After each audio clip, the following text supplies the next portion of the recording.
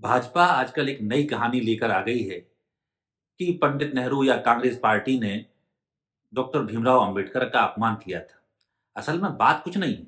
बात इतनी सी है कि अमित शाह ने जिस भाषा में, जिस लहजे में संसद के अंदर संविधान निर्माता बाबा साहब अंबेडकर का अपमान किया है, उसको ढकने के लिए, उससे लोगों का ध्यान डाइवर्ट करने के लिए ये सारी टैक्टिक्स अपनाई जा रही हैं।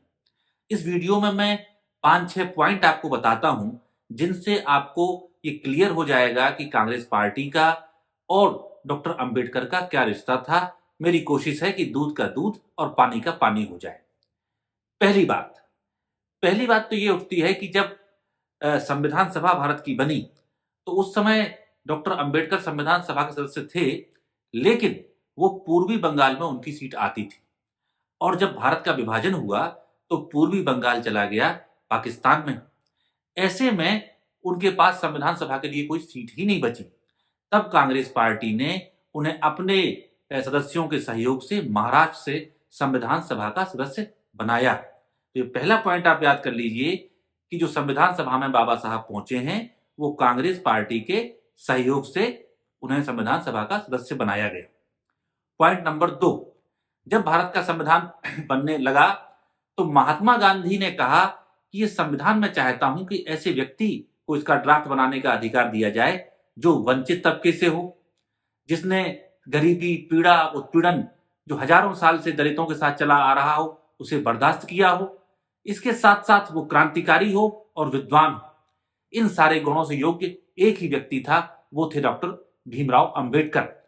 तो पंडित नेहरू और सरदार पटेल को महात्मा गांधी ने कहा कि आप जाइए और डॉक्टर अंबेडकर से आग्रह कीजिए कि वो संविधान सभा का ड्राफ्ट तैयार करें।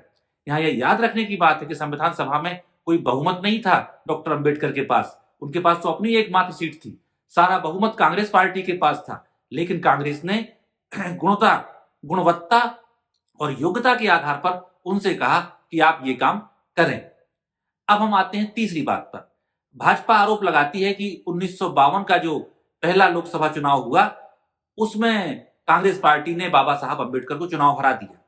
जाहिर है कि जो संविधान स्वयं बाबा साहेब ने बनाया था, उसमें तय था कि हर व्यक्ति अपनी पार्टी से, अपने विचार से या निर्दलीय चुनाव लड़े और चुनाव जीत कर आए, या अगर उसकी विचारधारा को जनता पूरी सहमति नहीं देती है तो वो चुनाव हार भी सकता है। यही बात यहां भी लागू होती है। कांग्रेस पार्टी की और पंडित नेहरू की पूरी इच्छा थी कि डॉक्टर अंबेडकर कांग्रेस के टिकट पर चुनाव लड़ें। और अगर आप ऐतिहासिक साक्ष्य देखें, तो जो उस समय मुख्यमंत्री थे बॉम्बे प्रोविंस के, बीजी खेर, वो कांग्रेस का टिकट फाइनल होने के आखिरी दिन तक, नामांकन के आखिरी दिन तक ये वेट करते रहे कि शायद डॉक्टर अंबेडकर कांग्रेस के टिकट पर चुनाव लड़ने के लिए राजी हो जाएं, तो हमें उनके खिलाफ अपना प्रत्याशी नहीं उतारना पड़ेगा। लेकिन डॉक्टर अंबेडकर अपने सिद्धांतों पर दृढ़ थे और उन्होंने चुनाव लड़ा। वहां जनता ने जिसको वोट दिया वो चुनाव जीत गया। जाहिर है कांग्रेस पार्टी को जनता ने वोट दिया था और कांग्रेस का प्रत्याशी वहां से जीता। लेकिन बात यहां रुकती नहीं। उस लोकसभा चुनाव में डॉक्टर अंबेडकर की हार के कुछ दिन बाद ही महाराष्ट्र में राज्यसभा का चुनाव होना था, और महाराष्ट्र में डॉक्टर अंबेडकर की पार्टी के पास सिर्फ एक विधायक था। यानी एक विधायक के साथ किसी भी सूरत में डॉक्टर अंबेडकर अकेले अपनी पार्टी के बलबूते पर राज्यसभा के सदस्य नहीं बन सकते थे। तो कांग्रेस पार्टी ने पूरा इंश्योर कराया, अपने विधायकों का पूरा समर्थन दिया, और उस समर्थन के उनका सम्मान देखिए आप कि वो चाहते हैं कि हम कांग्रेस पार्टी से ना चुन के आए, तो कांग्रेस पार्टी से चुन के नहीं लाए उन्हें, वो अपनी पार्टी से लड़े और समर्थन पूरा कांग्रेस ने दिया, सारे विधायक कांग्रेस के, सिर्फ एक डॉक्टर अंबेडकर का। और इस तरह से राज्यसभा में डॉक्टर भीमराव अंबेडकर आते हैं। एक बात और यहां जोड़ लीजिए जो थोड़ी पहले की है, कि जब ये कहते हैं कि उन्होंने जो संयुक्त सरकार थी या राष्ट्रीय सरकार थी नेहरू जी के नेतृत्व वाली, उसमें से इस्तीफा दे दिया था डॉक्टर अंबेडकर ने। बिल्कुल सही कहते हैं भाजपा वाले, इस्तीफा दिया था, लेकिन इस्तीफा क्यों दिया था, इस्तीफा देने की वजूहात क्या थी? तो आप ध्यान करें कि नेहरू जी और doctor Ambedkar Hindu code bill लाना चाहते थे, ताकि जो हिंदू समाज में बहुत से अन्याय थे या बहुत सी असमानता थी, महिलाओं को पूरे समान अधिकार नहीं थे, वो मिल सकें, और दलितों को, खासकर वंचित तबके को उनका अधिकार मिल सके। इसके लिए हिंदू कोड बिल लाना था। हिंदू कोड बिल का विरोध किसने किया? हिंदू कोड बिल का विरोध किया आरएसएस ने, हिंदू महासभा ने। इन्होंने पूरे देश में उत्पात मचा दिया, और सरदार वल्लभ भाई पटेल तो दुनिया में थे नहीं, पंडित नेहरू और डॉक्टर अंबेडकर के पूरे देश में पुतले जलाए। तो ये जो आक्रामक विरोध हो रहा था, इसको देखते हुए पंडित नेहरू ने अपने पांव पीछे खींचे और थोड़ा और समय उन्होंने चाहा कि हम हिंदू कोड बिल के लिए हासिल करें। तो वही तुरंत पास न करने के कारण डॉक्टर अंबेडकर ने नेहरू मंत्रिमंडल से इस्तीफा दिया था। तो उनके इस्तीफे का कोई आधार ये नहीं था कि नेहरू जी से या कांग्रेस से वो परेशान थे, वो परेशान थे आरएसएस से। एक और नया झूठ भाजपा ने अभी बोला है कि कभी सम्मान नहीं दिया, सबसे पहले हमने चित्र लगाया पार्लियामेंट में डॉक्टर अंबेडकर का। तो उन्हें यह पता होना चाहिए कि 1967 में जब कांग्रेस पार्टी की सरकार थी, तब डॉक्टर अंबेडकर की विशाल प्रतिमा संसद भवन के परिसर में कांग्रेस पार्टी के समय में ही स्थापित हुई थी।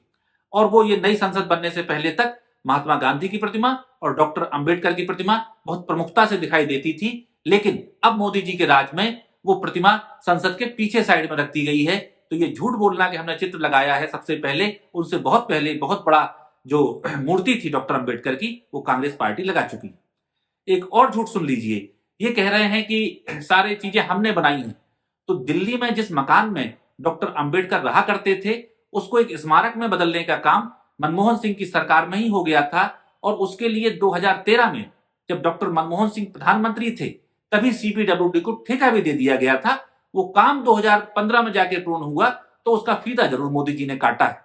तो भाजपा की ये सब बातें भ्रामक हैं, झूठी हैं, और सिर्फ एक कोशिश है कि जिस हिकारत से, जिस घृणा के भाव से, जिस कटाक्ष से अमित शाह ने अपमान किया है माननीय डॉक्टर अंबेडकर का, उस अपमान से बचाने के लिए, उसकी माफी ना मांगना पड़े, वो जनता के जेहन में ना जाए, उसके लिए ये सब झूठ बोले जा रहे हैं। तो देश की जनता को सच्चाई जाननी चाहिए और ये पहचानना चाहिए कि कौन लोग धर्मनिरपेक्षता में यकीन करते हैं, कौन लोग भारतीयता में यकीन करते हैं, और कौन लोग ऐसे हैं जो डॉक्टर अंबेडकर की विचारधारा के खिलाफ हैं। और वो लोग निश्चित तौर पर आरएसएस और भाजपा के लोग हैं, जो किसी भी रूप में डॉक्टर अंबेडकर को पसंद नहीं करते, उनके बनाए संविधान को पसंद नहीं करते, दलित, ओबीसी और सवर्ण की समानता में विश्वास नहीं करते। ऐसे लोगों के दुष्प्रचार से बहुत सावधान रहने की जरूरत है। भाजपा आजकल एक नई कहानी लेकर आ गई है कि पंडित नेहरू या कांग्रेस पार्टी ने डॉक्टर भीमराव अंबेडकर का अपमान किया था। असल में बात कुछ नहीं है, बात इतनी सी है कि अमित शाह ने जिस भाषा में, जिस लहजे में संसद के अंदर संविधान निर्माता बाबा साहब अंबेडकर का अपमान किया है, उसको ढकने के लिए, उससे लोगों का ध्यान डाइवर्ट करने के लिए ये सारी टैक्टिक्स अपनाई जा रही हैं।